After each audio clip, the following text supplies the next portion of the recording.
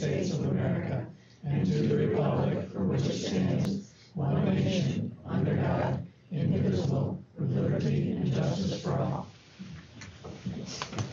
Okay.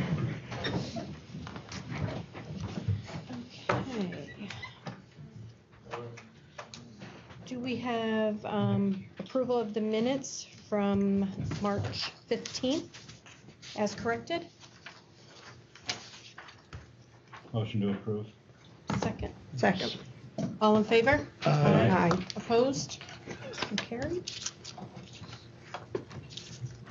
And then we have the approval of CSE and CPSE recommendations. I'll move it. Second. All in favor? Aye. Opposed? Carried. Okay. That brings us up to public comment. I think most everybody's here heard me read my spiel, so are there any public comments? Betsy? Hello. Betsy Drill, PTSA committee member. Just wanted to let you know we did have our cornhole tournament on Saturday, April 7th. We had 20 pre-registered teams, 12 that registered at the door. Winning team was Cody and Chandler Merwin, and they received over $60 in gift cards and certificates from the local merchants. Second place was Tori and Jared Webler, who received over $50 in gift card and certificates. Several donated items, baskets, gift certificates, food, cards, drinks, great turnout. Denise Webler and Corey Vitek donated their time emceeing the tournament for us. John and Karen Jackson donated their time custodial staff. Mrs. Rosen, students donated their time with selling the food and drinks, and we're going to be splitting the proceeds with that toward their senior class. Several thank you notes have been delivered today and tomorrow. We were able to deposit over $445 in our account. Oh, nice. And we hope to make this an annual tournament. Future plans, we thought about working with Mr. Salvia's class to build some boards so we have them for future. Mr. Ashall's class to paint them, and Home and Careers to maybe make the bean bags. And we're gonna try working with Mr. Gate, not try, we will, or Mr. Gate, sorry, working with you, to combine the middle school and high school so we can have one PTSA for both schools to try to get some fundraising started there to help Nice. future cost. I think That's all good. I I'm got. glad Yeah. that was successful. Yeah, we had a great time. It's a great turnout. Very, very impressed.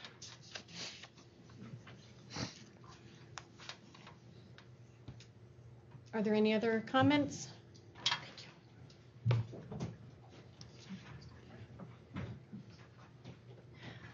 Hello. I just want to comment and thank the board and the school district for the transitions program. Last week, students with disabilities went to SUNY Delhi for the day, and were able to see other current Delhi students and SUNY graduates who had disabilities and were able to be successful in going to college, and that is so important because it gives our students, all of the students with disabilities, a role model and to know that they can do that. I mean, everyone is different, the disabilities are all different, but you know, to be able to see what the SUNY education system offers for students with disabilities is very important. And I had a long conversation with a mother and daughter, and they were ecstatic that they were able to participate in that program. So, Very you know, nice. we have good things going on. Thanks. Good. Thank you. Is there anybody else? Okay. Recognize the kids that come in Yes. for. Thank you for reminding me of that. Do we have any students here for government class? Government Is class, it? Do you mind introducing yourself? I'm Joel Reinhardt, and I'm a senior here, so. I'm Cindy Lamb, and I'm a senior here. Welcome. Don't forget to get your paper signed at the end of the meeting. Thank you. All right. Discussion items. we really didn't have anything, but the only thing that I wanted to follow up on was I received an email today, and I forwarded it to everybody, but unfortunately, you probably won't get that until after the meeting. Graydon, I believe you brought this up at our last budget workshop, was the use of facilities. And that was one of the concerns that this individual had, possibly looking at the fee schedule, and maybe we can work that out so the community can use the school as the hub again, and maybe it wouldn't be so costly. So maybe that's something that, you know, we can have further discussions on and possibly, you know, give, you know, some directive as to how can we do that, you know, to make it less costly, I guess, you know, to the public to better use the facilities. Is that something that we have a custodial staff at night? Right, Don't we? 10:30 to 10:30. Until 10:30, okay. So I was, you know, I talked with Andy, and most of the gymnasiums are filled, you know, till about 9 o'clock. Sports-related? So it's usually from 9 to 10:30 that, you know, you have the open gym, do the booster club and sporting events, things like that. So Okay, so that would be the free time. Of course, any, you know, student extracurricular activities or sporting events, they take precedent over any outside organizations. We always do Right. that. So right. Mhm. And I think this one thing was the basketball. And I know they utilize, you know, and I don't know if they do that just in the wintertime or whether they do that in the summertime when maybe our sports are out of the gym. right, You I'm know, not sure of that. if that's yeah. something that we can, We've heard Oh, okay. many people discuss, you know, basketball, volleyball, people that used to walk in the school in inclement weather, Mhm. took advantage of those things. And just, those are things that really built the community support and really centralized Walton as a district, as a community hub. So you get a lot of feedback like that from the community. It's Right. just it's a positive thing. It doesn't seem like it's much of an effort, but if somebody's putting out $1,100 to play 16 times basketball, that gets, you know, a little prohibitive in Walton to do that. So we want to definitely have the discussion, is there any way that we can get this place more opened up to our community again for Right. those uses? And we do have just the walkers. We do have walkers. Actually, I saw some walkers today in the school. So that's so that's still same thing, going on. yeah. Now, I don't know if it's still like this, but years ago, they used to sign a waiver. So they didn't have to pay for a liability insurance. Is that something that we can discuss with our insurance carrier to see if that's So when we started allowable? that, we did, and they do have to have an insurance. They have to have insurance, any organization. Any organization, but if you had private individuals playing basketball, I think you used to do a waiver type scenario rather than paying for insurance, because that's the costly thing, is they had, $313. yeah, $313 Yeah. for insurance. I can discuss it again with Utica Yeah. National and with our attorney. Right, because I see the point that, well, one of the points that was made is that $313 for insurance, but then if they don't get enough people to chip in on that, Right. then whoever took out that policy is responsible And when for we compare to that the amount. schools around us, the other schools around us, there are some schools that they go to play basketball at that are completely free. There are no insurance requirements there. So there's got to be some consistency even amongst the communities as to what's going on, I would think. you require insurance, right? We do if it's an organization. They have had open gym in the past. The biggest issue we have with open gym with the insurance carrier is when you have open gym and you have adults playing with students. Because Okay. now Which it's is not the crossing case. over with, you know, having people that would be covered under our insurance playing with people that aren't covered by our insurance. So it would almost have to be an age You just have group to type make sure thing. that it was anybody who's not a student Okay, can't participate at the same time. right, so I guess if that's something that the administration could look into Sure. and, you know, bring back and find out what the insurance company states. Like I say, I think also if you look, I don't think it's been 20 years since we started charging.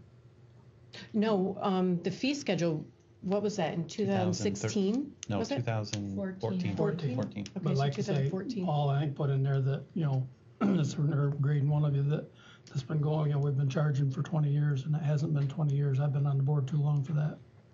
All I pushed was forward. So, yeah. Yeah, no, But- I think it was but just the opposite of what he meant, though, that, you know, Well, for I 20 read- years they were I participating just and then read the the, fee you know, came. read the Yeah. emails and it says that, you know, we've been charging for 20 years and I said, no, we haven't. You know, Yeah, I just, and But there To verify did it. used to be open gym on Sundays, so I think to what you're alluding to, just a waiver system, all you'd have to do is come up, pay like $3 to play on a Sunday and sign a waiver. And that was within the last, Sunday gym. So, I could see also the other side with an organization and, people having Right. the ability to consent and things like that, so. So we can look into it. But we did, I mean, certainly I think the first thing would be revisiting the fee schedule, talking with Utica National, seeing what's permitted, and then moving forward from there. 'Cause it's, So I almost think some of this come about when the school hit its economic problems and things had to be, there was a Looking season there for that ways there to make was, revenue, right. there was things that were cut and there was things that had to be drawn in tighter, and I think this was one of those And I issues think that for the was- most part, the public agrees that, like, if they have to use the cafeteria, I think they agree that a staff member has to be present and then you have to pay that hourly rate. I think they're understandable to that, but if they're just coming in just to play in a gym, use of a gym, I don't, and if the custodial staff is already scheduled to work that time, I don't know if there's really that much.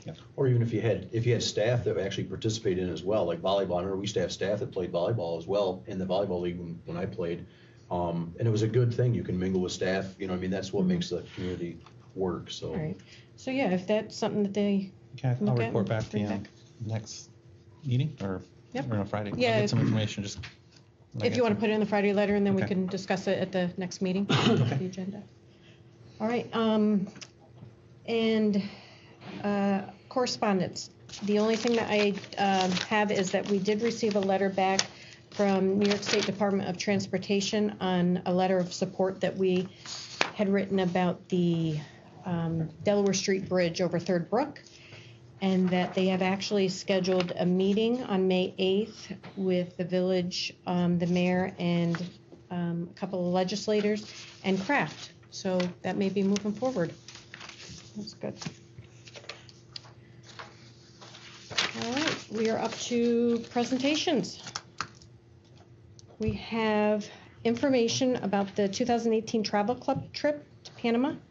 Samantha Layton and Ethan Wood. Brett, you're sitting there for it. Oh, Yeah. okay. Yeah. Brett. That's right. Where you going? Oh, here. over here. Okay, so I'm Samantha Layton, I'm Brett Charles. and We went to Panama. yeah. Awesome. Okay, Yeah. so I'll do the first one. Alright. So to the right is a schedule that we got. We would meet, and our tour guide was Gustavo, and he was super nice, and he was very knowledgeable about many things, especially because he was a biology major. And so we went to the Caribbean. I know there's no pictures of it, but a lot of us left our phones behind because when we were on the boat, there were so many water droplets and everything, and they told us that we should probably leave our phones. This is a little part of the church that we saw that same day, and I just thought it was really interesting to see the different cultures, and it was very enlightening to learn about how other people practice religion, and yeah. And here's our second day. Again, you can see every single day we got these little information sheets. So like Monday night we would have gotten that, and then you could plan for the next day. We got to go on a bunch of nature walks. That is the biggest spider I've ever seen in my entire life. Never want to see it again. But actually, the web they make is extremely strong. It's almost like fishing wire. You can grab it, you can pull it, you can bend it. It's, again, Oh, wow. super freaky. Don't want to go back. No, but it was amazing. We got to go on a boat tour earlier that morning. Got to see monkeys that were running down on the tops of boats. I mean, just amazing. It was right there. No cages, nothing. As real as you can get. Wow. That was amazing. Okay, so the history of Panama, we did learn a little bit about, we went to these ruins and we could go up in this tower, and so the masks was actually a lunch that we went to, and I wanted to incorporate that as well. So lunch on our own, we could go with a group of people and pick a restaurant out for that day, and I thought this was really interesting because it's just it was so bright and the food was great, and I just thought it was really interesting to see how other people dine and everything and how the culture. Were they works. all over inside the restaurant, or is that just one wall that they were displayed on? Yeah, they were all over, and it was like that was the theme for that restaurant, and I thought it was pretty cool. And it was fun to be in restaurants because you could use your Spanish, so that was fun. You could use your Spanish. I did a lot of pointing. I did a lot of pointing. So you never know what you were ordering. And here we go, day 4. Got to go to the Panama Canal. Not gonna lie, you can see that little railing right there. I thought that's as close as we were gonna get. It's kind of be one of those like overview things, but no, we actually got to go down onto there. We got to see the trains going by, pulling the boat through, and we got to actually be standing there as a boat went through, probably like 10, 15 feet away from it. Of course, we were watched. Nobody was jumping on any boats or anything crazy. But again, another thing, we got to go wherever we wanted for lunch.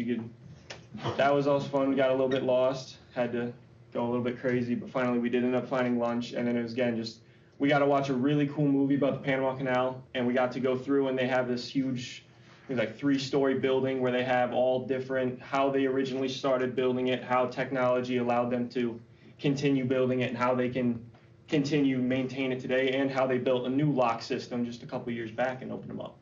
Oh, wow.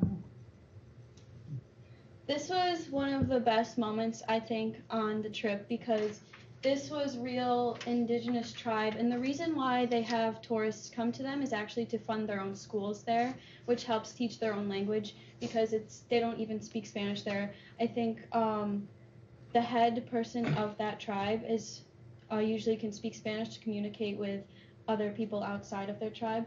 But this was really amazing. We saw them do their own traditional dance, and then we could go and walk around and look at different parts of their little village. And the kids, I think, were the best part. Some of them wanted to be held and have pictures taken with you, and we were kicking a ball around with them, just playing soccer. And I think it really shows, like, no matter what, like, kids are kids. They just want to have fun and play. And I think that was just a really good experience. Nice. Day 6, the Pineapple Farm. All right. Leading up to this, every single person on the entire trip, we wanted to see a sloth. That was like the main goal of the entire trip, is we had to see a sloth. And we had gone on, I think it was like 3 nature walks before this and hadn't seen anything. We just saw huge spiders that nobody else wanted to see. But so we saw, and we're just walking around, and we were on this wagon being pulled by these tractors up through the fields, and we finally got to a point where we could get out and we could kind of look around. I believe that's where we were at that middle picture there. And we got out, and then all of a sudden, that worker just walks around, picks up a stick, and just picks him up, starts walking him out. We just, no idea. We're going on nature walks. They planned on us being able to see him, and there it is, just laying there in a pineapple field. And then we got to try some of the pineapple up on this mountain, like top part, looking over everything. Best pineapple I've ever had. And just, we got to go back to the guy's mother's house who originally started the pineapple farm. She had hammocks everywhere, seats, and you could just look out. You had this amazing view all around. That was an amazing time. Just breathtaking views from everywhere. You can see for miles. Wow. Miles and miles. This was the night after we came home from dinner. We would usually have dinner around 8. And everyone wanted a picture. Jose was our bus driver. He didn't speak any English at all, but it was just still such a good environment, even though we couldn't understand each other all of the time. Gustavo is all the way to the left. That was our tour guide. He was super amazing. The company was amazing. And we all just wanted a picture before we left, and some of us cried. So, yeah. Nice. Thank you for sharing that with us. Thank you. Thank you. Nice. All right, now we have the 2020 Travel Club to Costa Rica.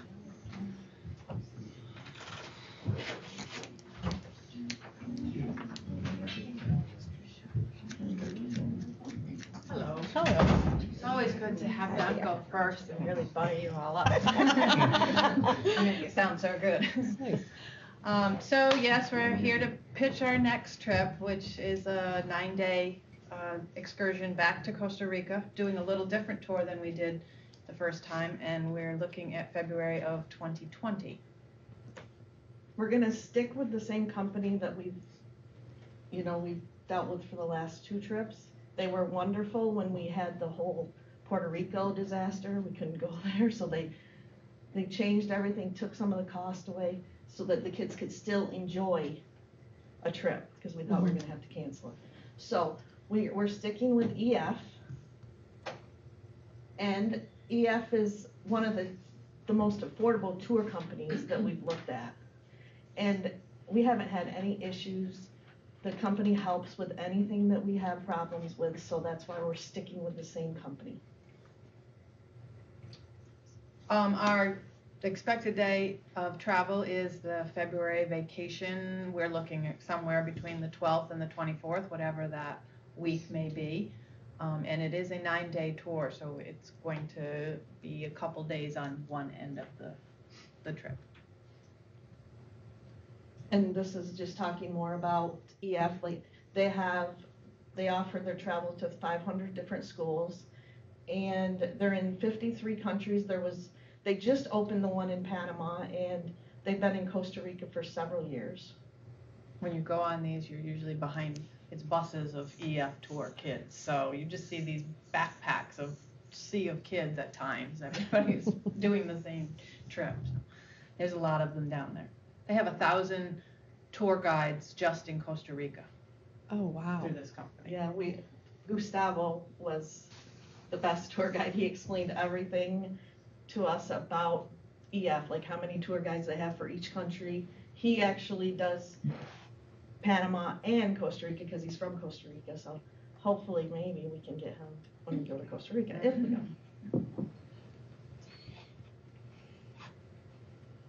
If the kids want, we haven't explored these options, but the EF does offer college credit options. They have college application help in writing your essays. We've dabbled with the idea of offering a high school credit in some way, but we haven't pursued it too much. So it may be something in the future that we talk about more. And something that I tried to get the kids to do, some of them did it last year, EF offers scholarships. So that's another reason why we use EF, because they offered $50,000 in scholarships to students that just apply. And we had 2 of our students for the Panama trip get over $2,000 to help pay for the trip. So they offer the scholarships to help the kids as long as they write the essays and send it in. Wow.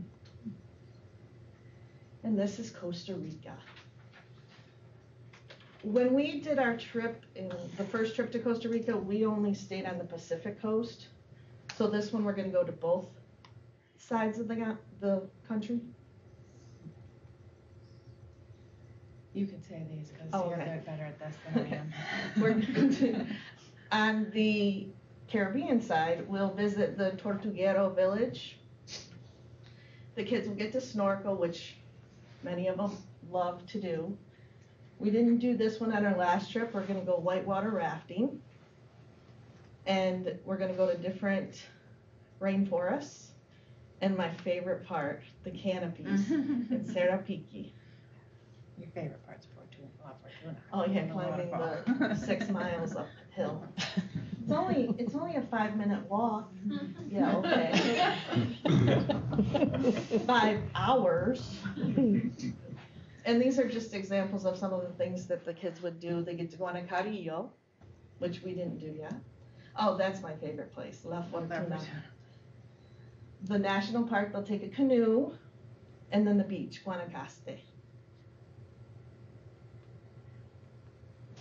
So things that are included, the airfare, the hotel rooms, for the most part, everything that we've been in has been very nice. Panama was, what was the hotel? Holiday Inn Express, and it was very city, right in the city. The tour guide, all the transportation there, they give you the itineraries every day. You have your driver. Breakfast and dinner is included daily, that's what they say. And other than Panama, the other trips, 2 other trips included lunch almost every single day. There may have been one day that the kids had to buy their own lunch. Panama, they had a few more days where they had to get lunch. So it's usually more of meals than they tell you it is. There's always an emergency person, travel support. Then they do have the new donation page where we can put up a group donation page and send that out, and people can just donate And money. it'll go right to Like the a company. GoFundMe, but it's for this specific purpose. Oh, wow. And then, of course, they get a travel backpack. And they give them a college essay tour kit to help them when if they're gonna do the college credit. And the kids need to get the passports and visas. There's no visa to Costa Rica, so just the passport. Baggage, usually the one bag's free. If they wanna bring more, they have to pay for it. They need snacks, spending money, and they do need tip money. And then these are just the different plans that the company offers. You can pay bi-weekly, monthly, or if you come into money, they can pay in full. And the cost, $2,660. As long as we get it locked in now, it shouldn't go up any. And that's And the then we can always- least expensive of the trips we've Yes, done and so it's far. the longest, so. Right.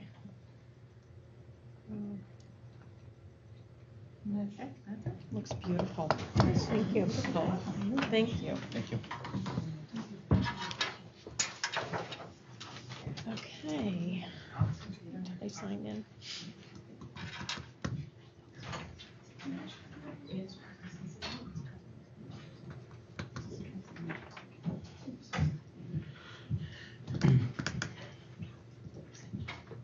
Okay, we have Lisa, YMCA. I want to go on that trip. How are you? I know. I know. I mean, these kids are cute and all, but I want to go on that trip. Didn't see any spiders on that one. No. So I thank you for having me again. Today, last time I think I brought Meredith with me, Meredith Baker, our after-school program person. Today I brought Rebecca Banker. And she is, you may see her in our after-school program because she also worked with Meredith this year in the after-school program. But next year, she is going to be our preschool teacher in the classroom that we're going to have to offer wraparound programming for the universal pre-K kids. Hopefully that's going to kind of help out the families that do universal pre-K because a lot of those families don't quite know how to arrange their childcare around 2 3/4 hours. What I have here is, and we can just kind of go through this, very few words, mostly very cute kids. And I just want to kind of show you what our program looks like. So here we just, what we find in Oneonta is that these are just various things that we've done in our programs, but what we have is 4 classrooms, and what we have noticed is that we get people that, when we have room, jump ship from their program that they're in to get to us and get into our program whenever we have room. We've been very full, but whenever we have room, because kids that get in trouble in other programs because they're a little too active and they can't sit still, we work with that. We keep kids moving. So if we're doing a circle time and we notice that, well, they're not with me today, we get up, we get moving, and we try again. So what we find is that, when I speak to parents and they say to me, oh, gosh, I had him in such and such program and I don't know, he's in trouble all the time. And yeah, we'll try it out. And they usually do pretty well. I mean, they're not perfect, but they're 3 and 4. So we don't expect perfection. So we do a lot of academics, and what the research shows is that early childhood programming is so important for kids. That's what gives them what they need so that they understand the structure of a school day. It gives them the first steps toward that social emotional development that you can get at home. A lot of families are able to work with that, but so often what we see is kids that are spending a lot of their day among adults and not with other children, so they get into a classroom full of children and, all of a sudden they have to share and they have to take turns and they have to do things that are just absolutely foreign to them. So what we find, and you, I'm sure, are finding this with your universal pre-K class, those kids that are in UPK, they know how to do kindergarten. So this would offer however many kids that are doing UPK and any 3-year-olds before they do UPK, it would get them in there and really ready to excel. the research findings are that kids that start school earlier and know how to do that, they've got that transition, they know how to do kindergarten, they know how to do school, they go further as adults. We do healthy eating and physical activity. This is a YMCA initiative that we institute in the after-school program here. We also do it in the summer program that we offer here in Walton. And basically what this is that there are standards and guidelines that sort of partners up with former First Lady Obama's Get Moving program. And so we teach kids about how to make healthy choices with their eating. We get them to try new foods. And we keep them active. Kids that are in our half-day programs have to have at least 30 minutes of physical activity, good physical activity every day. And kids that are with us full day have to have at least an hour. So we have to keep those kids moving. And it can be dancing, yoga, it can be lots of stuff. So we do that. Before I talk about this one, we did apply for some grant money through HEPA, and we were awarded $15,000 this year, and a portion of that money is set aside for the Walton program. So we'll be buying some of the things to be able to teach the healthy eating and physical activity curriculum kind of things that we have. So we have child-centered programming.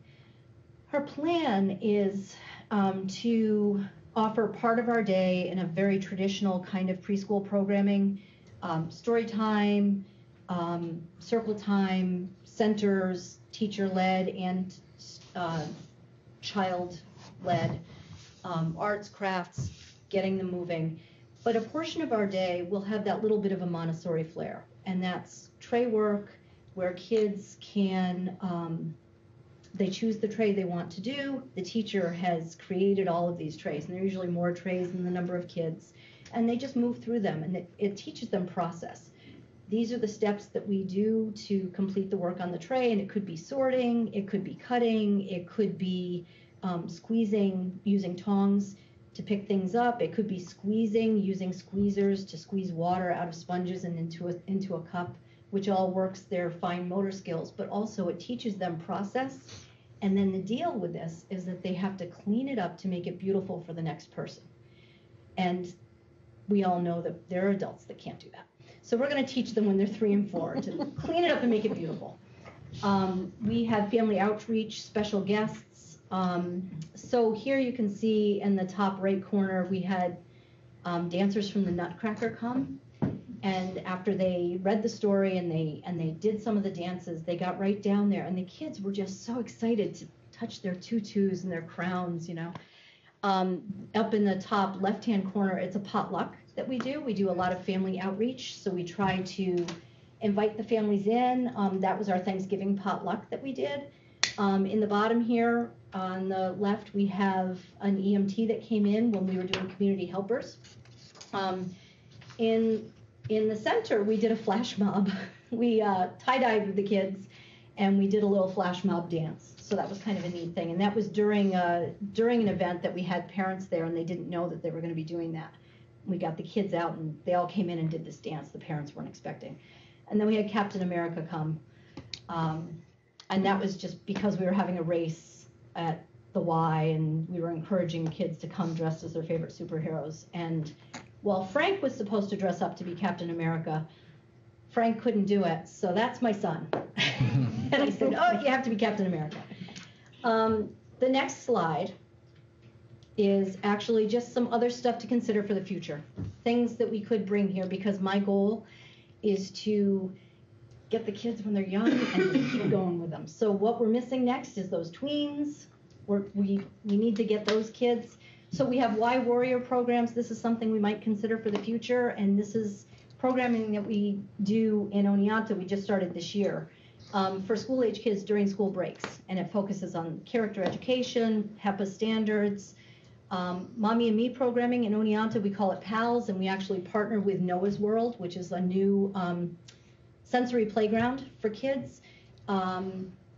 Sheila's been using our pool and coming even over into our Center Street location where our preschools are and bringing kids over there. And she does a lot of really neat Mommy and Me programming with that.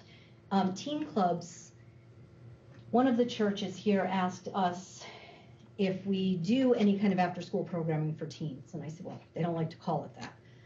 So the idea of a teen center that would be during the after-school program hours. The Y has leadership programming. There's all kinds of, students in government kind of programming, things like that, that I'm sure you do within your school, but that we could also partner and do.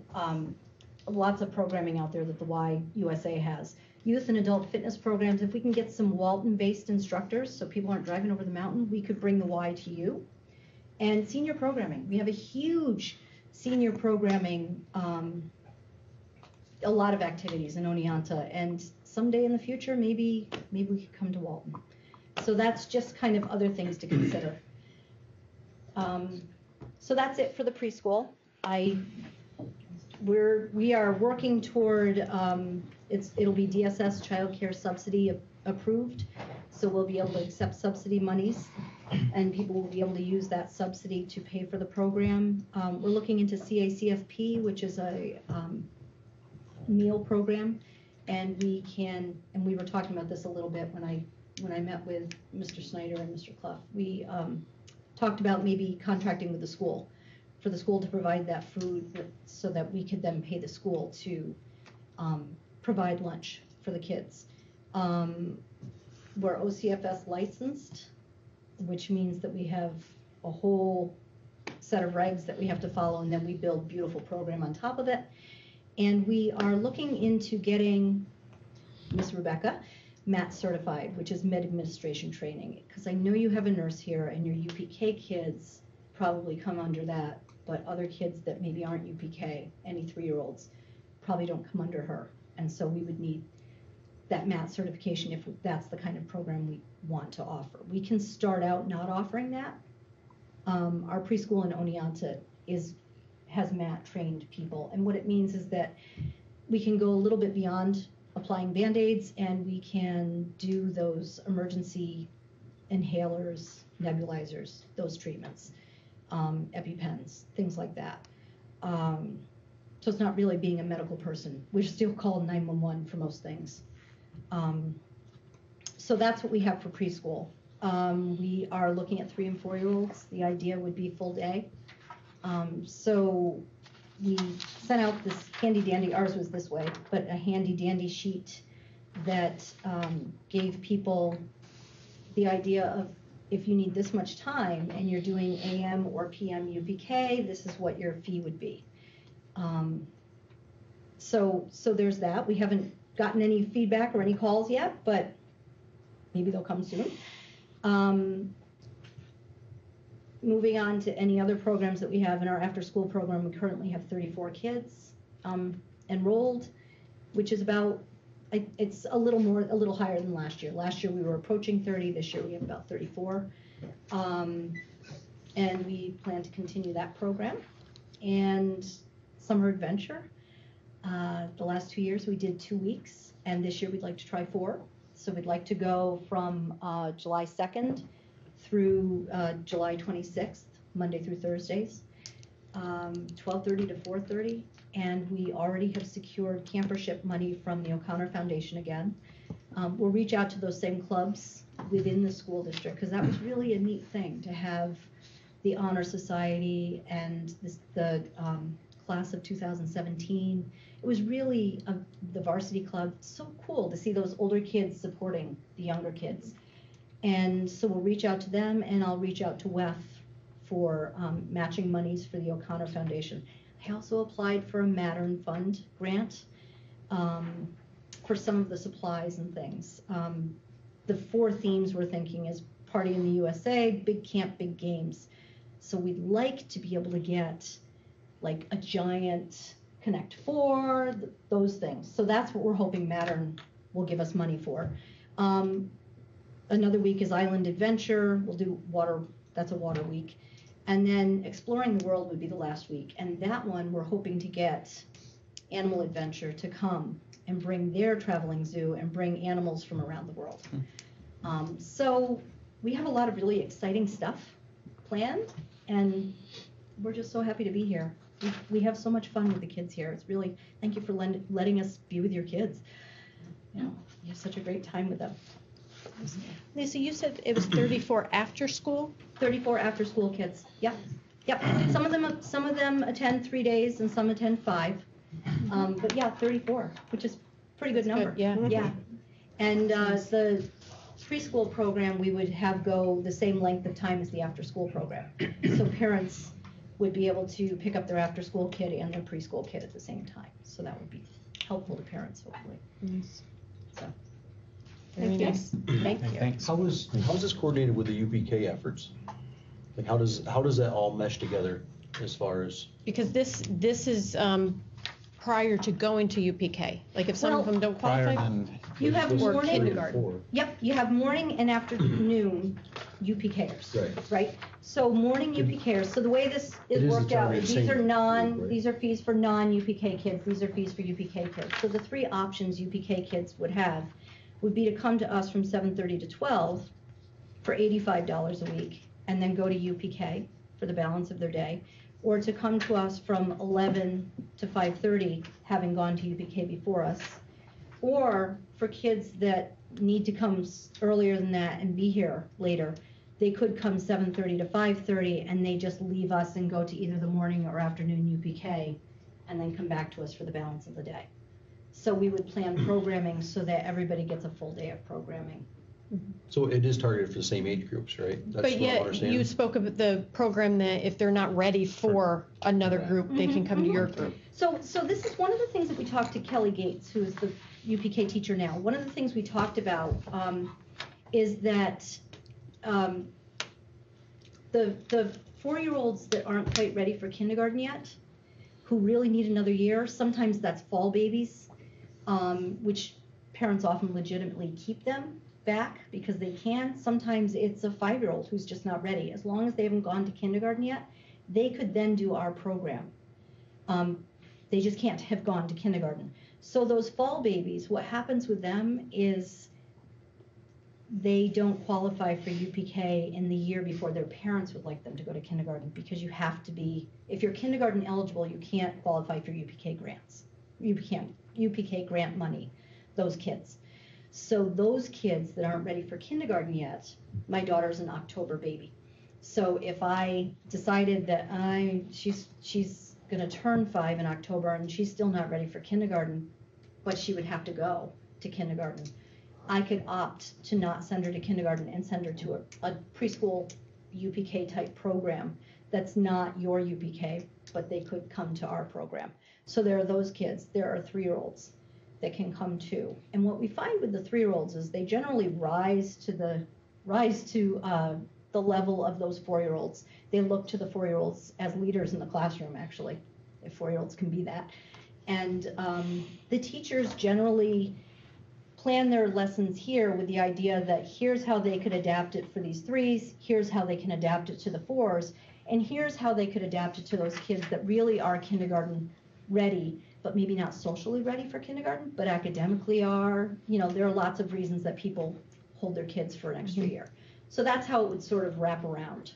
And this is how the idea started, because that's what we do in Oneonta, except we offer the UPK, because in Oneonta they contract with area providers. So we're a provider of universal pre-K, and then we build a program around it. Well, here, we just wouldn't do the UPK piece, and we would build a program around it. So it would be academic. Did you mention costs? I might have missed.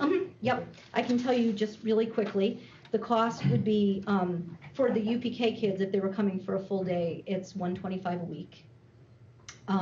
Standard rate, the market rate for the subsidy is $180 per week. So $100 per week if they were a kid that was going to go to morning UPK but come to us in the afternoon, and $85 a week if they were going to come to us in the morning and do UPK in the afternoon. The afternoon's a little longer hours.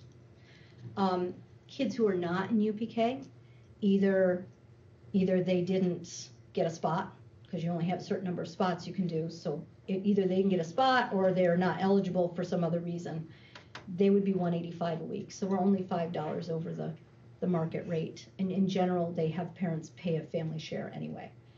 $145 a week for kids who just want to come 7:30 to 3, $60 a week for those kids that just are going to come for 3 hours, 12 to 3.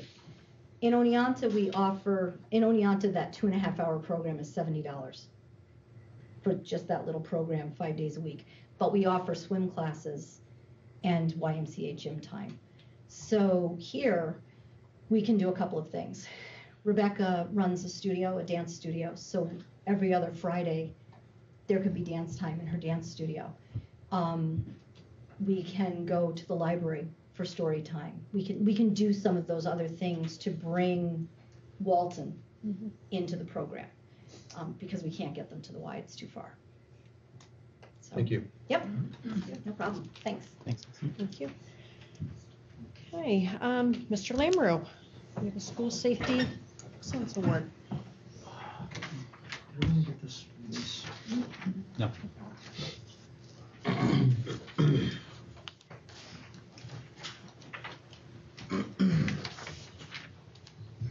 Good evening, everyone. Hello. I sound a little down. I'm not feeling real well. Just stand back from the table a little bit. Yeah. Got closer. March 20th, I went to the annual, Utica National's annual school risk management seminar, where we've received, I think, for maybe the 4th year, Excellence in School Safety Award. And we received the highest level, which is their titanium level. And I'll try to briefly read a little bit of what the award's about. March 20th, we received, we're one of 150 schools that received the awards in school safety excellence. It's presented annually and recognizes school districts' safety efforts as they work to help keep students, staff, and visitors safe. And our district received the award, I think it's the 4th year. I think this is the 2nd year that we've attained the highest level. And it's put out, as I said, by Utica National. Utica National School Safety Excellence Award Program has 3 levels: titanium, platinum, and gold, in which schools earn meritorious distinction by meeting specific criteria to enhance overall safety. During the seminar, there were several people who put on presentations, and they talked from topics of mental health. And Frank Miller, who's our school lawyer, spoke about some cases and things that are going on in the news, and they talked obviously about the safety of school districts around the country since the Florida incident, which we've all been talking about. And he made recommendations, and also Utica National made recommendations on what schools should be doing. And many of those things we do, and we've been doing. Some of those things are reviewing your security policies and plans, updating procedures, looking at school perimeters and things like that, and our access to our doors. They talked about the possibility of trying to do some form of active shooter programs, and they said that the main reason they like schools to do that is so that police can be here, they can get the layout of your school. And but they said there are all kinds of programs out there, which we've done. Actually, in June, we're going to be doing a presentation for the area's safety and grounds, security and grounds people. They're coming here for a conference, and they're going to be doing a presentation to the troopers for them. And then next year, at the beginning of the school year, the troopers are going to be coming in and doing another active shooter presentation, and they've altered it to kind of help teachers and staff look at what things to look for in kids. So they're altering the programs a little bit. So they're recommending we do those things. They recommend surveillance cameras. They recommend, if the possibility of an SRO arises, you can use one, you can get one, which I know the state's still talking about. They said go ahead and do that. Utilize internal school communication devices, which we are all doing, and review lockout, lockdown procedures, and all those kinds of things. One of the main things that Frank emphasized when he was speaking was schools should not be reluctant to report certain things to authorities. And over the years, I know that we have incidents that happen at our school, and sometimes, we take care of them discipline-wise with our school.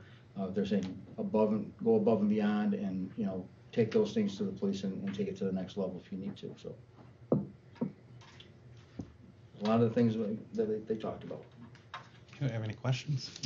The internal communications, does that incorporate the students? Like if you hear something, see something, report it? Mhm. That type of thing? Yep. How do we get that out, or how do you get that out to the students I think now? when teachers talk with their students at the beginning of the year, they talk about many times. As a matter of fact, we had a meeting just yesterday with staff talking about reviewing your plans and things like that, and making sure the students understand what they're doing. But the phone systems, with the internal phone systems, we're using those today. We did a hold in place with a dog search, and we later used those for a lockdown. And they're working very well, working out some little kinks here and there, making sure we can hear them in all the different areas of the building. And one thing that there's a little bit of overlap between our PA system and when bells tone and getting our announcements out for the alarm. So we're trying to fix those little things. So one of the things, today we did our hold in place. You saw that, I'm assuming you saw the email. But so you actually are I was sitting at my desk, teachers, and it actually comes over the phone that it's a hold in place. So everybody hears it. And it goes over the speaker. The lockdown drill today, someone accidentally pushed lockdown. But it was actually a really good exercise for us because we just got done with the hold in place. The bell was ringing, so we had kids coming down. We were all out front, and it's a horn. It's a new system that comes out, announcement comes out, and then it goes lockdown. And I mean, we all were. So you had no idea? We had we thought it was a real drill. Yeah. We didn't think it was a drill. We thought it was a real lockdown. And we actually had I would say 99% of the kids did what they were supposed to do. They all went into the rooms, and we had kids that were upset because it was right after the hold in place. We, of course, I was very proud of all the administrators. Actually, Mark was running, and we headed up front, and then we found out that it was on accident, but it was like real time. We thought it was real. The kids thought it was real. The teachers and the staff thought it was real. So, but everything worked. Everything that we practiced and we talked to the staff about and the administrators, it all worked. So it was good. Good. Any other questions? Well, thank you. Okay, we are up to additions to the agenda.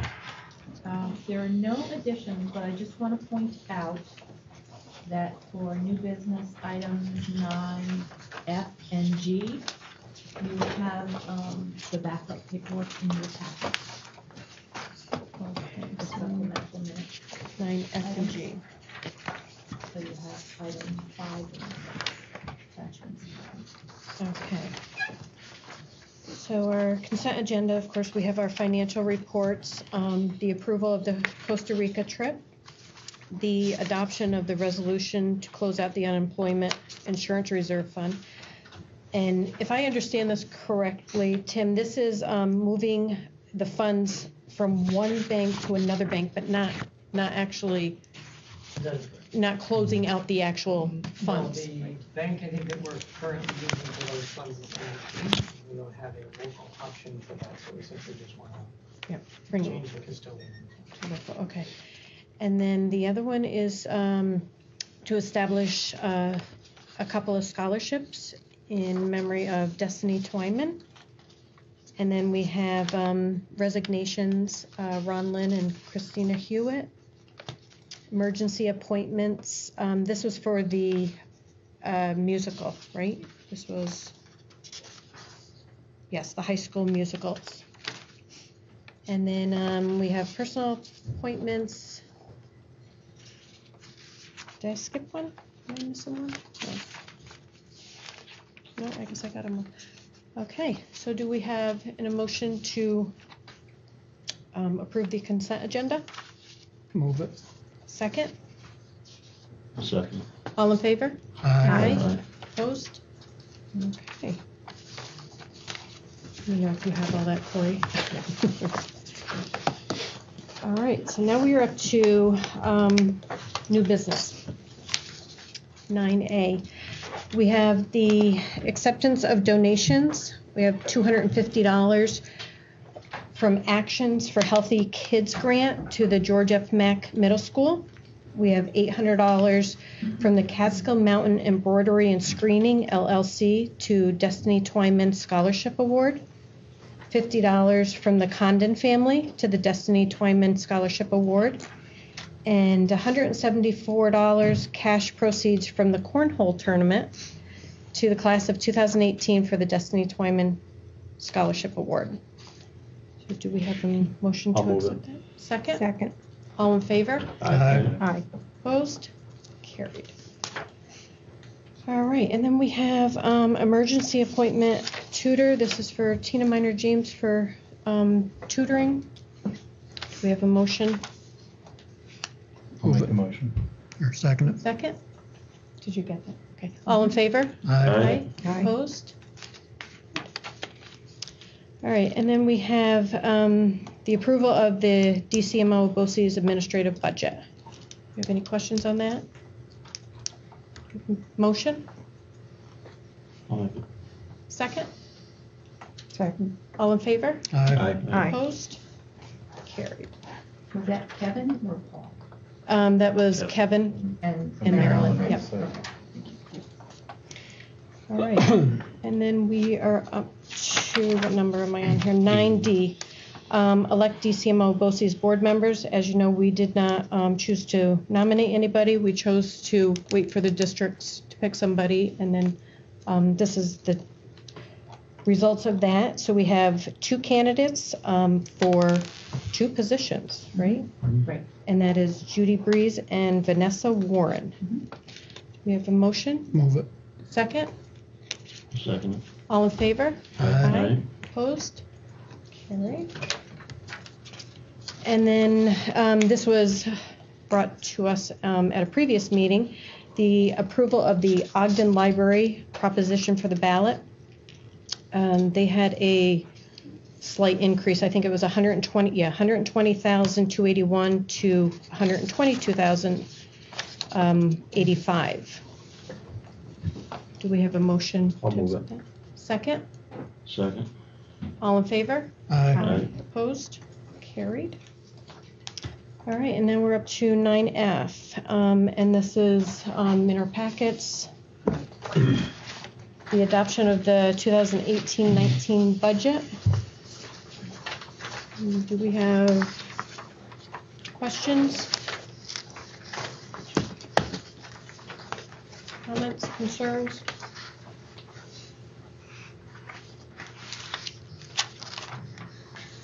I'm just getting together here. I have a couple of things that I wanted to, just bear with me.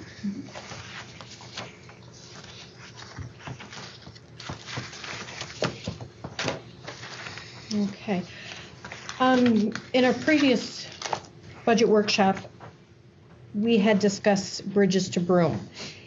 And because of a lack of participation, we have decided not to participate in that program. And as discussed, we had set money aside. I would feel comfortable taking that money back out that was set aside for that, and I believe, Tim, you can correct me if that was wrong, that was 40,000? Correct. Set for that?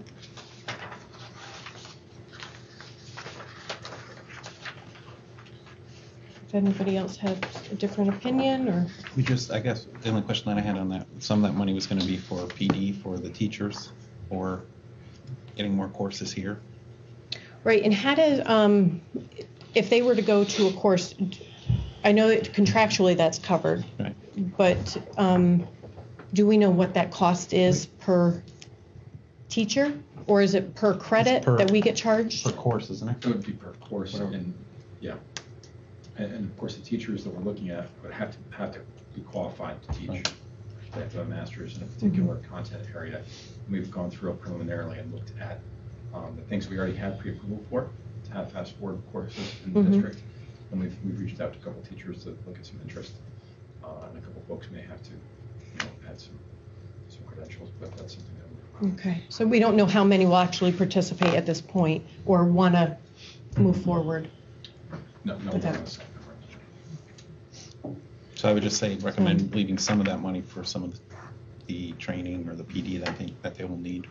Okay.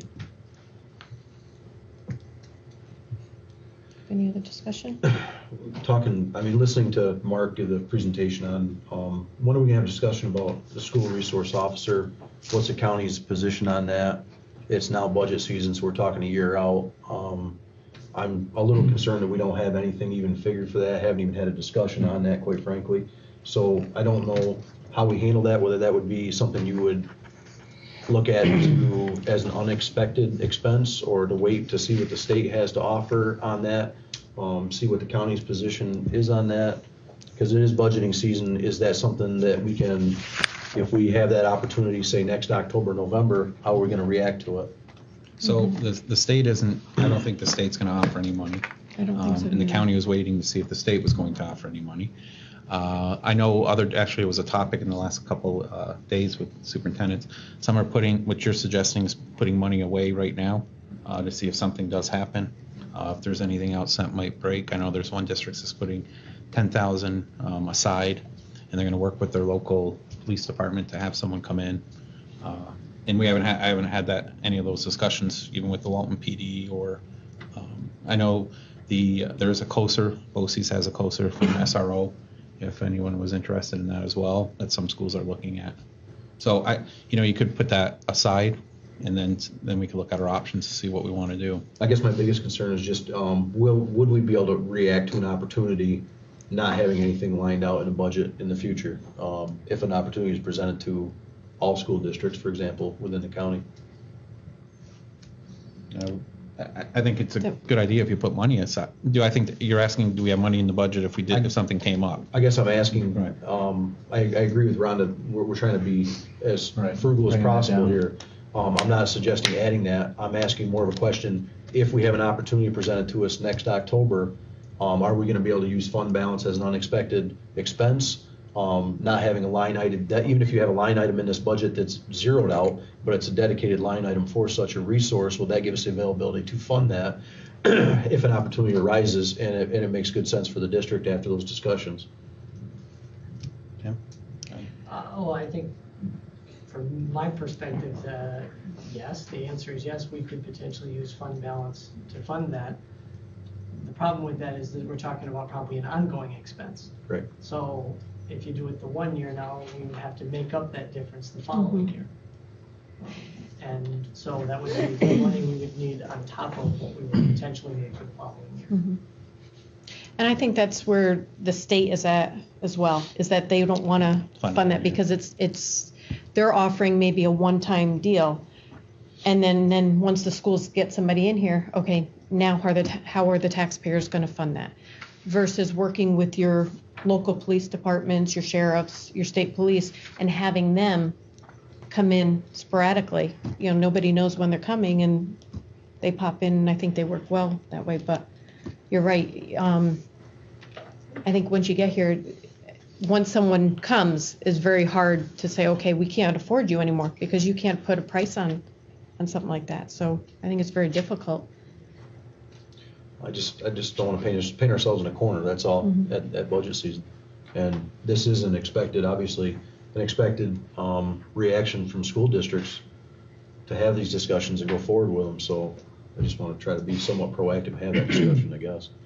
Could you your suggestion is putting some of that money, like seed money, in case something does come up, that we have it there? And if that's not an option, then I would suggest we have a methodology so that if we do have that opportunity moving forward, we have a way to react to it.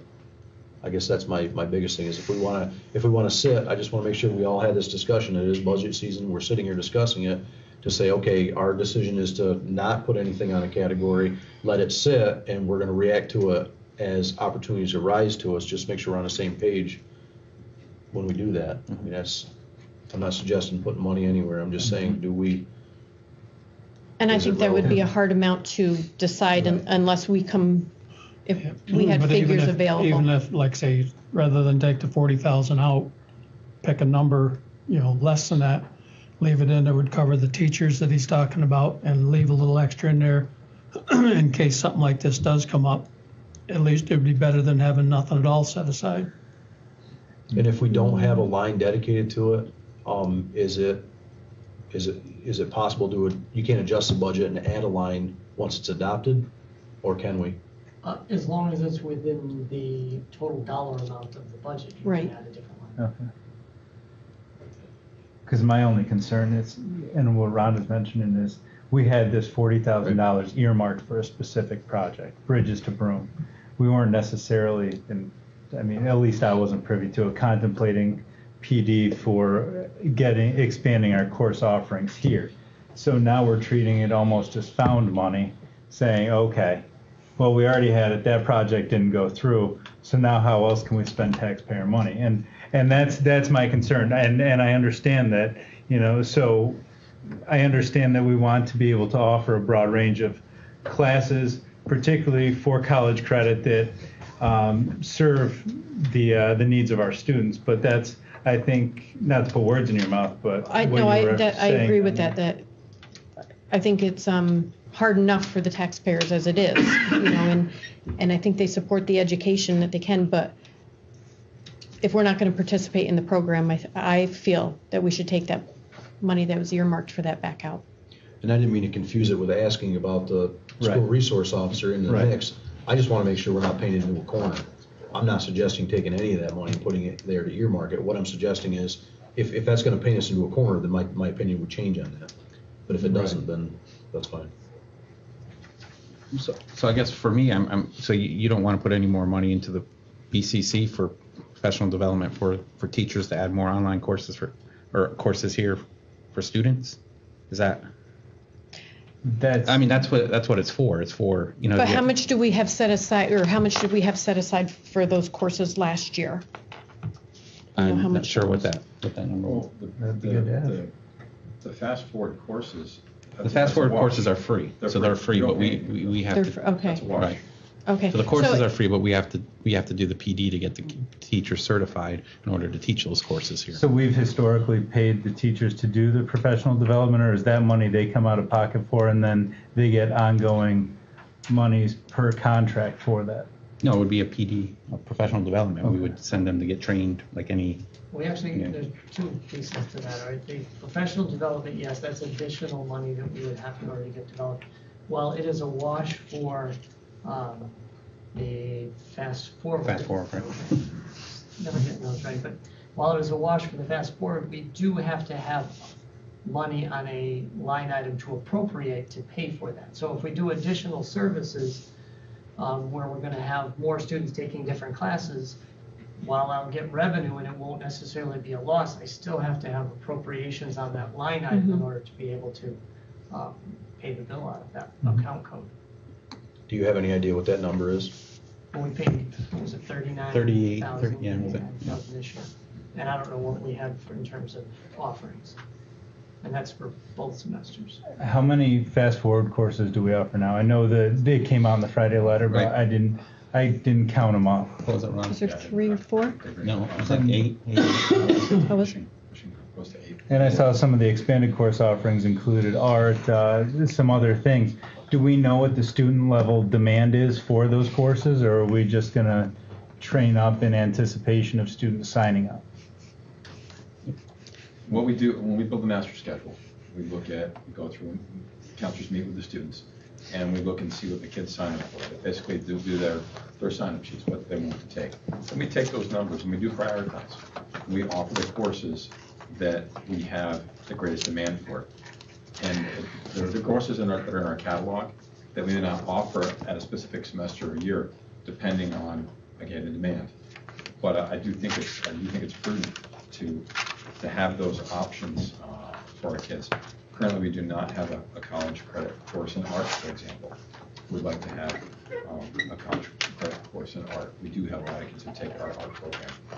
It would be nice to look at possibility through the math department, having a college level course in statistics, because we are a little bit light in other math courses, other high-level math courses, other than calculus, pre-calculus. So I think it's prudent to have those in place. We talked about technology. Talked about technology, college level. because we have 8 classes that currently we have enrolled, I think, 10 to 12 kids per class, about. So that's about right, yeah. Yeah. So. Man, just one more thing on the other part that concerns me is reducing the the levy by the 40,000. Remember, I mean, our budget is a variety of revenues mixed together. So it is not necessarily that the 40,000 was specifically to the levy. It comes from a lot of other sources as well. And my challenge with reducing the levy by that amount is that we only get to raise the levy by whatever the tax cap amount is. This particular year, it's 1.55%. When you take money out of the levy, you're losing what you could potentially get the next year on whatever that amount is. So I would be, if you wanted to decrease appropriations, I would say decreasing what we appropriate for fund balance versus taxing the levy with that. Because I think down the road, you continue to reduce the levy, you reduce the amount of money you could potentially get after that, because you don't have as much latitude to levy whatever you feel like, but you have to do it within the tax cap limit. So that would just be my concern with lowering the levy. I understand that, but because our tax cap is 1.55, 1.56, doesn't mean that we should go out to that. That's my personal opinion. I'm not speaking for you, but that's my personal opinion. And that's why I said the levy is something that the board ultimately is responsible for. I just want to make sure that when we do it, granted the levy at 1.55 is 100,476. Yeah. In terms of a $20 million budget, that doesn't sound like a lot, but that is a lot for the taxpayers. So I understand your concern, but yeah, I also don't want to raise the tax levy and then have our fund balance increase as well. So I don't know as if that's something that, taking all of the money out, I don't know if that's something that, that was my recommendation, but if there is training that the teachers can do, if we have, staff that's. 20,000 was earmarked for transportation, correct? Associated with Yes. Bridges Room? So the other 20, was for student education, and to the extent you could tie that in with teacher education to broader the offerings to our students, I don't think that that's, necessarily a bridge too far, I guess. So, I wouldn't say we hold on to the whole 40, but that's just, Well, I'm not a big fan of just raising taxes either. But we're talking about $40,000 and with the taxes being set and the levy being set where they are. Last year, if my memory serves me correct, we got into our surplus, or I shouldn't call it surplus, but Our fund balance. Fund balance, Planned, thank you. yeah. And so we pulled out of our our savings in a sense to try to bring that budget down. I think this is an opportunity to put some of that back in. Greg and I discussed a little bit earlier, and since like with the parking lot, things like that, we know we're going to have things out there that we have to do that we don't have a line item in this budget to address. Now, I'm not saying we need to spend every nickel of that $40,000, but I almost think we'd be better off, maybe in the long run, leaving that $40,000 in there to have that in case something comes up. For example, with the SROs or with anything else in the school, and then get a grip on things, because this year's tax budget process, we've kind of been around with it a little bit. We would be more stable, and then next year we'd have better data to go on and make our make maybe a better decision next year on that. If we need to lower our budget next year because we don't need all this revenue, I just would feel more comfortable if I think taking that approach. I just don't want to get where, I don't want to be overcharging everybody because we pay taxes here too. But I also don't want to get to where You take we're that coming out. up short at the end You of the day. take that out, and then all of a sudden you run short on something else. I mean, Helps I to have a just- little buffer in there to play with. How much of the fund balance were we using this year? I think we projected about 133,000. For this year, not in the new budget. Right. Yeah. I was just gonna point, Tim put a pretty good sheet together for the tax. If you look at this, it shows how much the taxes would go up. I don't wanna speak on your behalf, Tim, but it's pretty nice. It gives you a good explanation on the 1.56. Yeah, I think I just wanted to put together something that gave a closer examination of whatever your assessed value, what the actual dollar amount might be in your particular tax bill based on your assessed value. Obviously, I'm using data, not actually calculating tax bills, but it's using the So- information that was in the system. So if you're looking at the average taxpayer, if we pulled the 40,000 out, may only see a savings of $6. Yeah, for If less that than $100,000, for any property less than 100,000 would not see a savings of $7 roughly, less than $7. And that's 70%, I think is what I put, 70%. Yeah, of parcels. that is the bottom line, yeah.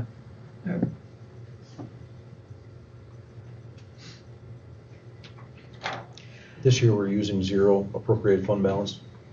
We're appropriating the same amount we have in the past, about 700,000. We're appropriated.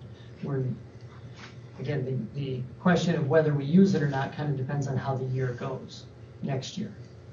The 133,000 is, the closer we get to the end of the year, the more I know exactly how much we're going to spend. So I think I definitely would support this if we start to work towards a fund, a dedicated balance, fund balance that we have, a dedicated account that we have towards repairs that are mounting. We toured as facilities our locker rooms that need to be replaced. They are in trouble. We looked at leaking roofs, which it doesn't take long with a leaking roof to have all your infrastructure demolished below it. There's areas like that are not being addressed, that if we, at the end of the day, say, yes, we'll keep this the way that it is, but anything that we do not use has got to go to building towards capital projects or building towards at least the maintenance of these projects, because they're mounting, whether we want to admit it or not. You can walk through the parking lot and look at it. You can walk down through here sometime. I encourage, if we have opportunities to show the public what it looks like to have, water leaking through your tiles, we need to address those. And a penny paid for that service now saves you hundreds of thousands of dollars later. So I think we need to be as proactive as we can. Right now, we're in a good climate from an economic standpoint. I would be in favor of this if that money at the end of the day was going towards something that is going to do some maintenance, because we in the last 2 years that I'm aware of haven't had anything in a budget.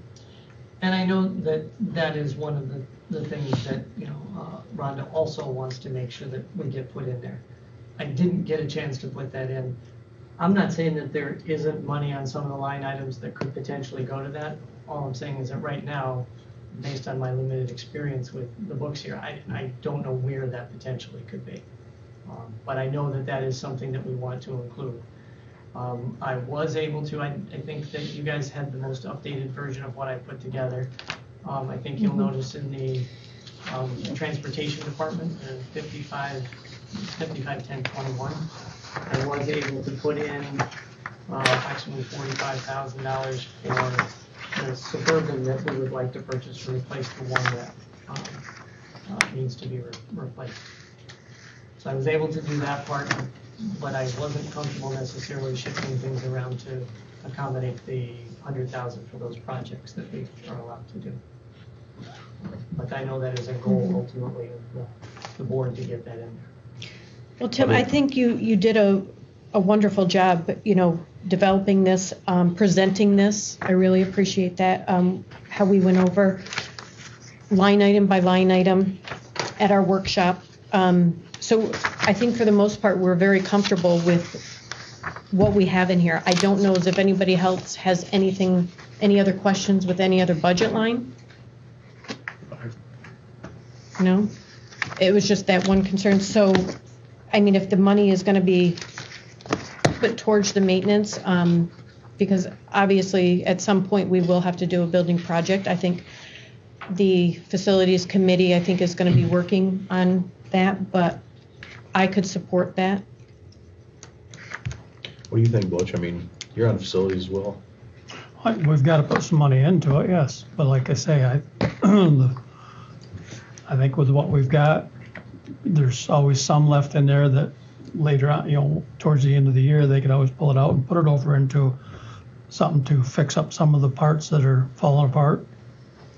Windows, things But like like I that. say, right? I wouldn't, you know, as I said before, I hate to take the 40,000 out because I think, you know, even if it's left in there, it's not hurting anything, and we're trying to, you know, we put the budget together better than, you know, what we have in previous years.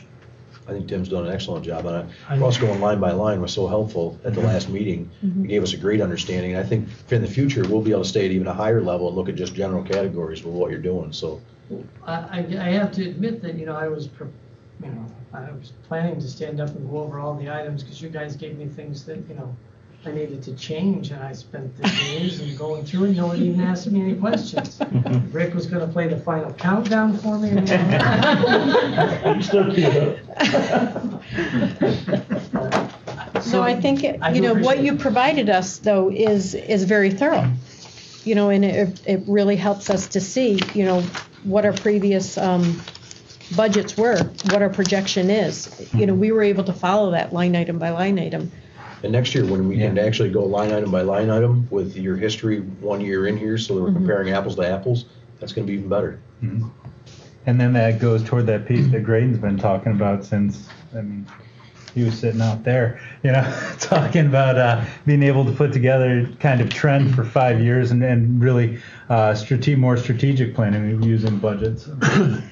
And I think in the future, we have discussed it, but looking over what services we have right now, what services we go through BOCES, what services may not be needed. I think if we really look at that for future years, I think that's going to help as well. I would agree. I think one of the things is, the needed parts is part of the discussion, but I think kind of what was alluded to in the emails when we talked about the BOCES services, I think some of that is not necessarily just needed discussion, but it is, what exactly are we paying for? Right. And I think that's something that's also missing from the board, especially on some of those services that we participate in. And how they might be interconnected with other things that we do. So that would probably be some good education for the board to go over and be able to understand all of that and how that's all related. I agree. Okay, so what is the pleasure of the board? We are at 9F, adoption of the 2018-19 budget. I would move it. Do we have a second? All in favor? Aye. Opposed? Motion carried. So, Thank you, Tim, and administrators, of course, for putting this together. now the annual meeting and vote will be held on May 15th. That is from noon to 9 p.m. Right. And our public hearing on this will be May 1st. 7 o'clock. That's right, that's a time change, May 1st, 7 p.m. Okay, next comes along with the approval of the budget, the property tax report card for 2018-19. Do I have a motion? I'll move it. Second? Second. All in favor? Aye. Opposed? Just as a point of information, if you flip it over, there's actually an additional part of it this year than there wasn't last year. So you have to two-sided this time. Oh, for the report card, you mean? Yeah, for the Two-sided, report card. gotcha. I think now you're required to provide itemized out on the reserves that you have. How I'm gonna fit that on the card that gets mailed out is gonna be invisible so that people can actually read it. And I have from now until May 1st to figure that out. Because when I printed it, it was tiny. That's right, because that comes out on Yeah. Tap sheet.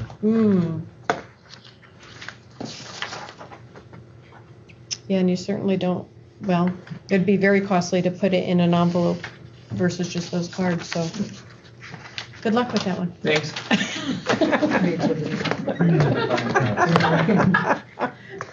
Okay. 17 cards. Next, we have the adoption of the bus proposition. What is our aid on that? I had a question. Are we still at like? Ratio for transportation, I don't remember. Okay, I sorry. want to say it's between 75 and 80%, but I think it's Okay. 80. I don't So remember. our potential cost to the taxpayers for the proposition 279 could be like $40,000 to $50,000 for local tax And again, portion. this is something that we are continuing to build up to, and then once we hit the 5-year mark, it stays steady in the budget, and we just simply roll over Right. New vehicles every 5 years. All right.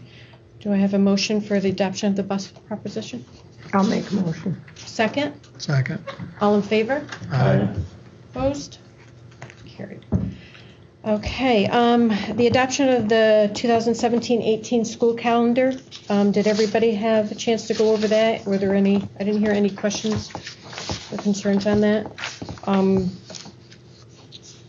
We did have, I know one of the things that I looked for was the days for the BOCES students, and I think there was one definite conflict, and then one, there was two half days, right? Right. That would affect possibly Three, three half days, was it?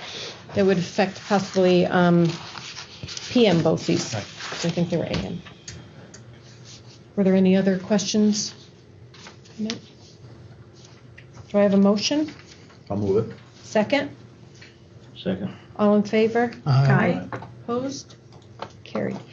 The date, time, and place for the regular monthly meetings, we have increased that to 2 meetings a month when the month allowed.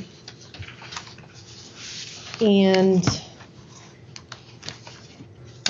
there was a couple of months with the vacation times that it, just didn't allow for that. And I think there was one day that got changed to a Wednesday. And that actually will be like a workshop. Yeah, March 6th. Yeah. So, And that would be a Monday and the Wednesday. first and third Tuesday of the month. Right, in general. All right, do I have a motion? Make that motion. Seconded. All in favor? Aye. Opposed? Carried. Okay, we are up to old business, which I don't believe we have any from the meeting before. So we are at administrative remarks. Okay, I'm going to start with Jane. Jane's going to give an update. Jane? Look at my desk. Well, good evening. Good evening. Hello. Once again, thank you very much for welcoming me here. It's now almost been 2 months since I joined, and actually I've only worked 2 full weeks because of all the strike delays. So it's quite exhausting, getting to a Friday and thinking, oh my goodness, I've worked 5 days this week. But it's been a wonderful experience, and I just wanted to fill you in with a few of the things that I've been doing. It's very important for me to make, to build relationships with teachers and principals. I think you've got a wonderful team here, an administrative team.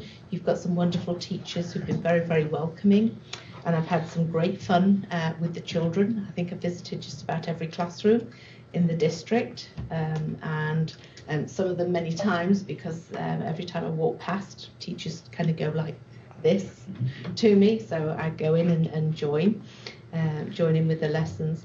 I've had the pleasure of meeting with grade level leaders. I've had the pleasure of having a lesson in accounting from Tim. I've had lessons on skin, World War I, and I managed to bring an artifact in from World War I and gave it to a grade 8 classroom, and they have yet to tell me what it is that I brought them. Ooh. So they're busy on that. The teacher I wouldn't tell the teacher, but it forced her to do a lot of research, and she came up with the right answer. I've had lessons in the Roman Empire, double-digit subtraction, songs about bunnies, art lessons about flowers, So it's been a great experience, and it's all been very worthwhile because I've been getting to know the children who are used to seeing me coming in the classrooms, and the teachers who've been coming in to welcoming me. On the kind of administrative side, we're in the middle. I don't know whether you know, we're in the middle of a district technical assistance review, or a DTAR. So this week I've got 2 members from State Ed who are here. They're a review team, and what they're doing is we had to kind of give them some questions that we would like them to answer and help us problem solve. And so they're going through that. We gave them 2 questions, and they are now working through the system by working with data teams and working with teachers, meeting the kids today, and they're coming up with some hopefully some really good ideas that are going to help us move forward.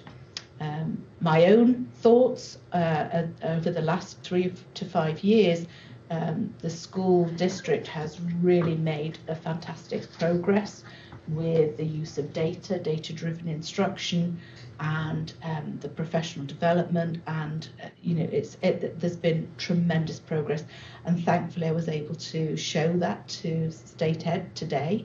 And in fact, one of them at one point said to me, "I can't understand, why are you a focus school?" And so we had to go through that conversation. So I think things are going to be very positive for us, and we can come up with some solutions to move the academics forward. They're already very, very strong.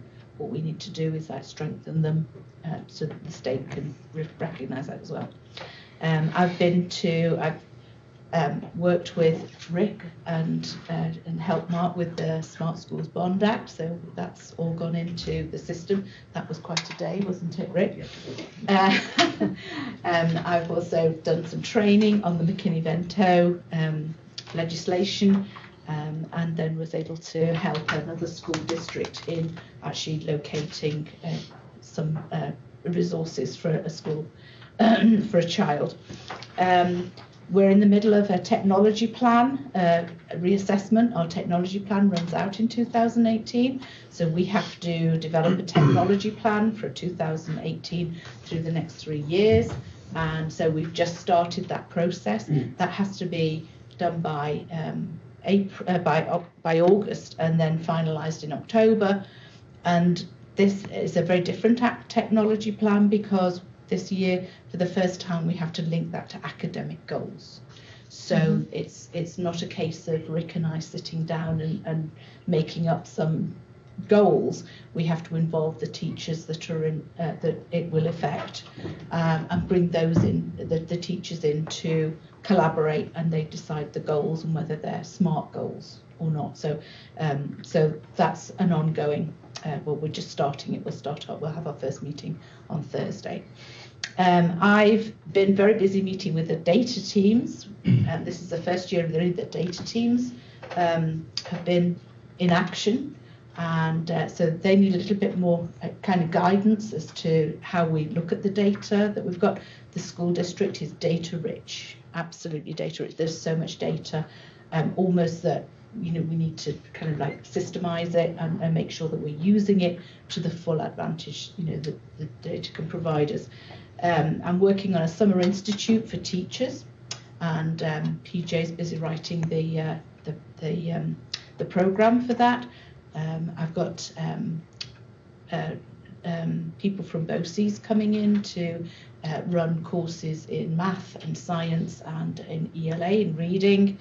And of course, we're planning on all the summer workshops for children as well. So all of those will go ahead if the budget passes, which I'm pretty sure it will. So yeah, so that's. Thank you very much. Thank you. Thank you. It's been 2 months. You've been busy.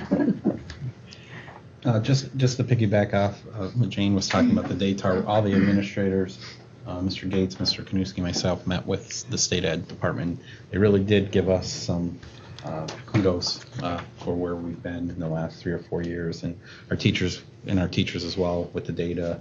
We went over some of the initiatives that they're going to be working on. So And that was, again, we volunteered to have them come in to look at our programs and observe some of our teachers.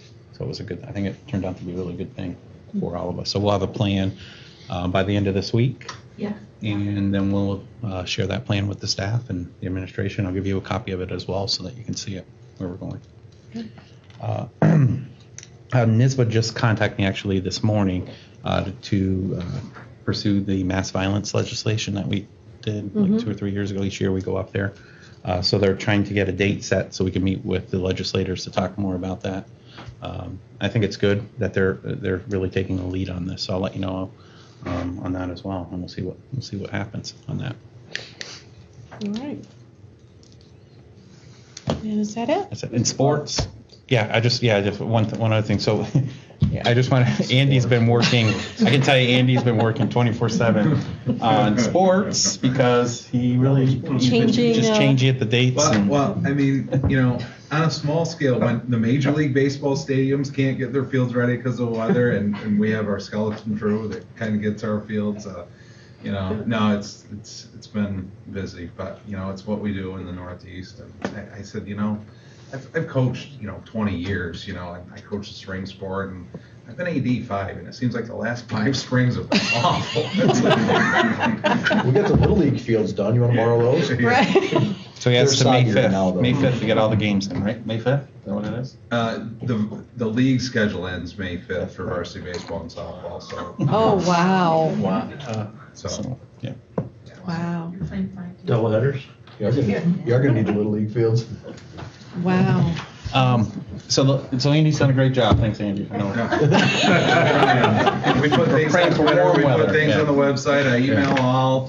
As it's snowing. And that's hard too, when they go through they're practicing and then you don't get a game, and that's frustrating. It's frustrating, but hopefully, you look at the 15-day and you keep hoping and you keep hoping. Saturday was beautiful. Yeah. We've had one good day. It was. So the last thing I just wanted to share with you, and we just received it. Dustin Purdy put together I would say it's a promotional video for our district, and we're going to use it when we recruit.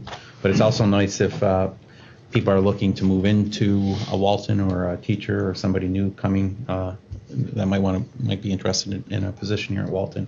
We'll be able to use this. So this is part 1 of the promotional video. The next one will be on our sports and our extracurricular activities. So, but I wanted to just share this with you. Mr. Purdy is here tonight. Did a great job. So I'd like to just share it with you so you can see it.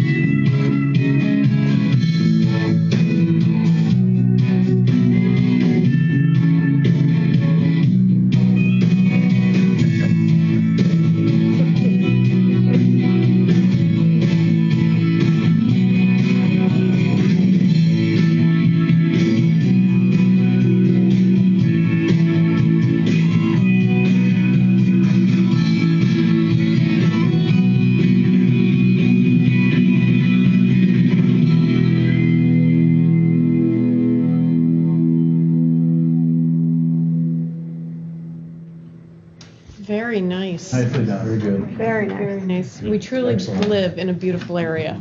Seeing that. And he was even able to get the roofs without the trees growing on them. Yeah. All right. So as you know, we're going for a recruitment, Buffalo and Rochester, so we're gonna bring this with us and we'll have it here and we'll see. Very nicely done. Thank you. All right. All right, so that's it. We have a need to go into executive session, matters pertaining to a particular persons. And if I have a motion. Move it. Second. All in favor? Aye. Opposed? Okay. We need to sign your documents, and thank you, everybody.